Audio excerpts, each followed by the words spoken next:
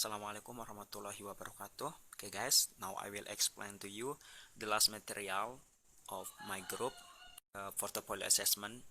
Now I'll explain to you the strengths and the weaknesses of portfolio assessment. Jadi saya akan menerangkan ke teman-teman kelebihan dan kekurangan dari portfolio assessment itu sendiri. First one is change the assessment paradigm.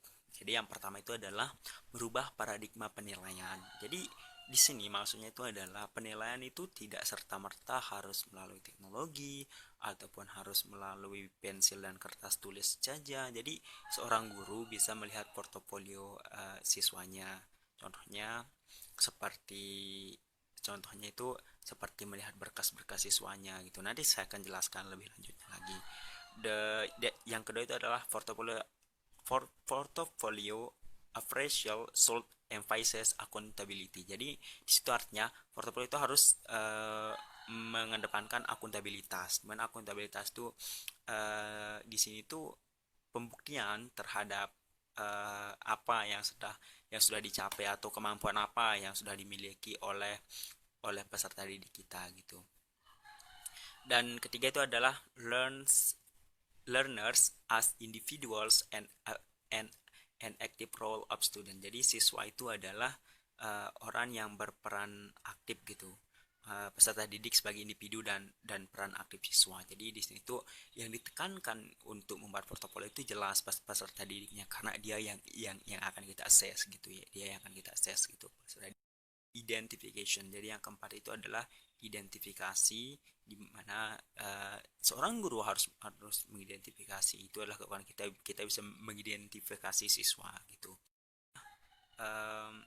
Yang kelima itu adalah parental and community involvement. Jadi yang kelima itu adalah adanya peran dan keterlibatan orang tua ataupun masyarakat di sini.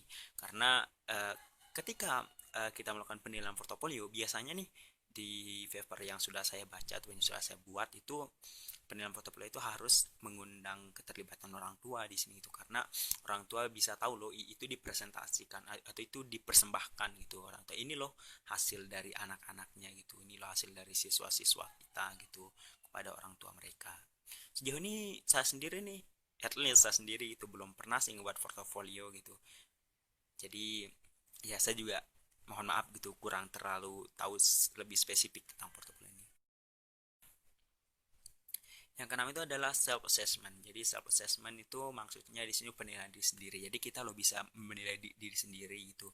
Kita lo kurang saya di sini, lebih saya di sini. Jadi saya minat saya di sini, saya kurang minat di sana karena saya kurang terlalu berkompetensi di sana. Jadi untuk kedepannya untuk menentukan entah itu misalkan nih portofolionya pas SMA gitu. Jadi untuk kedepannya dia bisa menentukan gitu.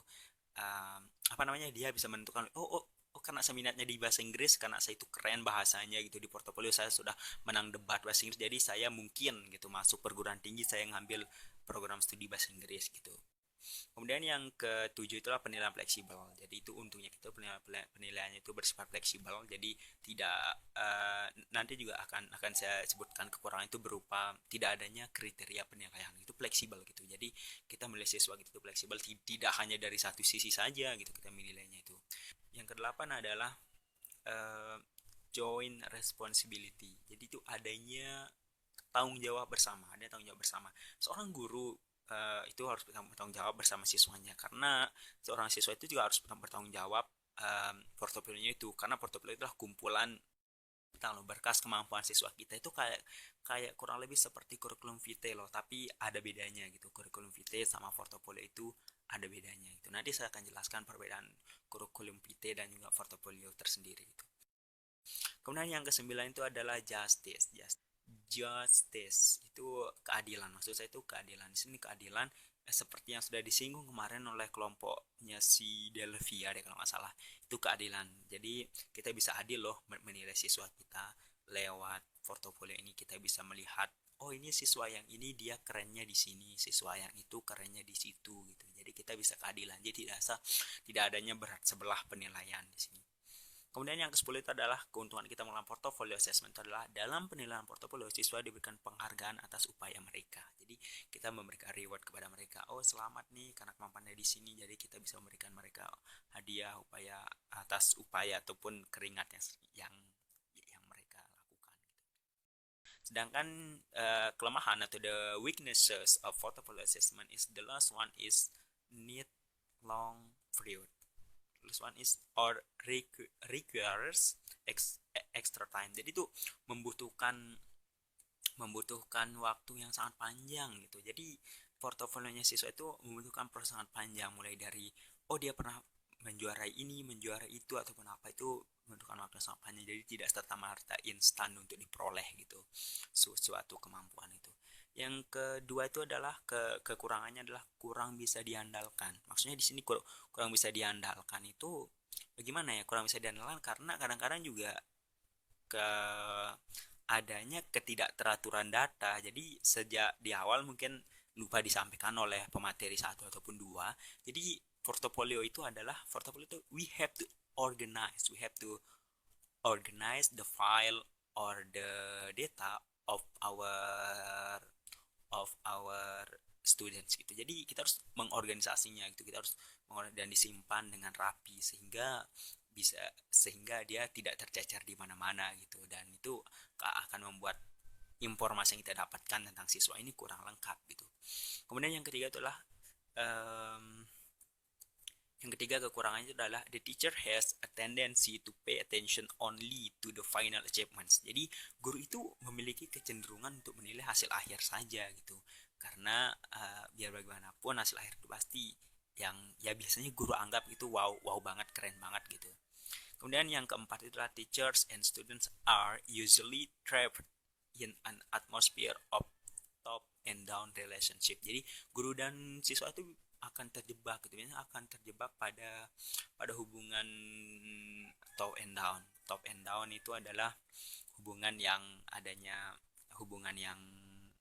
apa sih namanya, yang kadang meningkat kadang juga down, kadang meningkat kadang down. Jadi tidak adanya kesamarataan terhadap penilaian itu. Atau maksud saya itu begini loh, maksud saya itu tidak adanya suatu yang misalkan nih dia sudah di top gitu, dia tidak adanya itu tetap top gitu, tetap di atas, karena juga bisa di bawah, jadi gitu. Kemudian yang kekurangan yang kelima itu adalah skeptisme, atau dalam bahasa Indonesia itu skeptis itu artinya adanya keraguan-raguan.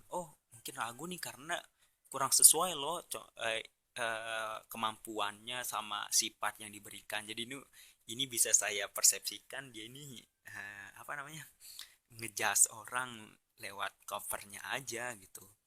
Kemudian yang keenam itulah tidak tersedianya kriteria penilaian, atau yang keenam itu adalah unavailability of assessment criteria. Tidak adanya kriteria penilaian yang diberikan. Jadi tidak ada bentuk baku loh kriteria penilaian itu harus seperti apa. Tapi kita sebagai guru harus dituntut loh memberikan kriteria penilaian jikalau kita ingin menggunakan portfolio assessment ini gitu.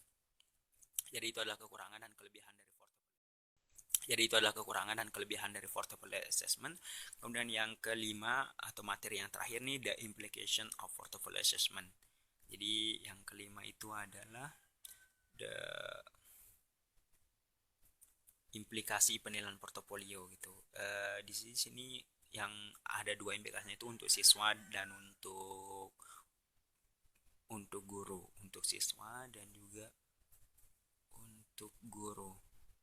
Nah, untuk siswa sendiri di sini disebutkan according to Barrow, student who develop portfolio have advantage over those who do not develop them because the responsibility is formed within them to learn, including to face the task of evaluating themselves. Jadi maksudnya itu adalah menurut Barrow, siswa yang mengembangkan portofolio memiliki keunggulan dibandingkan mereka yang tidak mengembangkannya, karena tanggung jawab yang dibentuk dalam diri mereka itu untuk belajar, termasuk menghadapi tugas evaluasi diri mereka sendiri. Jadi ini difasilitasi oleh kesempatan bagi siswa untuk menyelidiki masalah yang mereka temukan unik dan menarik.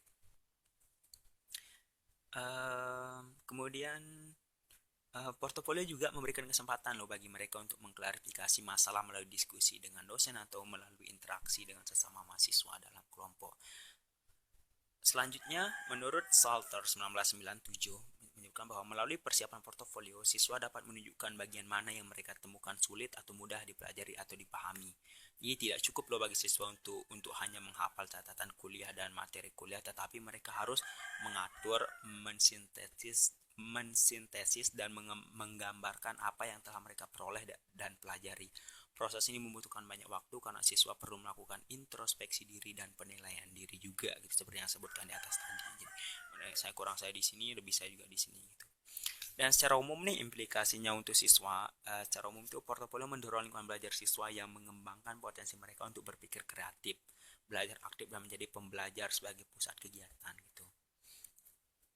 Sementara itu nih menurut Effort 1994, portofolio itu dapat menggantikan tulisan kering dan membosankan seperti laporan atau bentuk tes pensil dan kertas gitu, karena penulisan portofolio adalah latihan yang menantang dan lebih bermakna karena dapat diterapkan dalam situasi kehidupan nyata gitu. Kemudian implikasi untuk guru for the student according to Beru 2019 and 93, the use of portfolio to assess intellectual ability and meaningful learning in science is very time consuming and labor intensive. Apart from that, as an assessment tool, it is very difficult to compare one portfolio to another. Jadi di sini disebutkan implikasi untuk gurunya itu menurut si Barrow, penggunaan portofolio untuk menilai kemampuan intelektual dan pembelajaran yang bermakna dalam sains sangat memakan waktu dan padat karya. Terlepas dari itu, sebagai alat penilaian sangat sulit loh untuk membandingkan satu portofolio dengan yang lain. Kadang kemampuan yang dimiliki juga sama gitu. Jadi guru juga kebingungan loh gitu. Portofolionya kok hampir-hampir mirip gitu. Jadi kemampuannya hampir sama. Jadi untuk melakukan penilaian kadang-kadang kesulitan. Namun lewat portofolio, siswa bisa menunjukkan apa yang mereka ketahui. Siswa dapat termotivasi untuk menyelidiki lebih lanjut masalah yang pada awalnya tidak menarik lagi untuk mereka gitu. Karena mereka mungkin kurangnya di sini, jadi mereka bisa menelusuri, oh kenapa lo saya kok kurang banget di sini gitu. Itu mungkin mereka bisa uh, me menelurusinya itu di sana. Jadi seperti itu. Mungkin hanya itu yang dapat saya sampaikan teman-teman. Terima kasih atas waktunya. Jikalau mohon maaf nih kalau teman-teman kebingungan gitu, mungkin bisa mendapatkan pencerahan lebih dari materi 1 dan 2. Kalau mau bertanya silahkan ditanyakan. Sekian, assalamualaikum.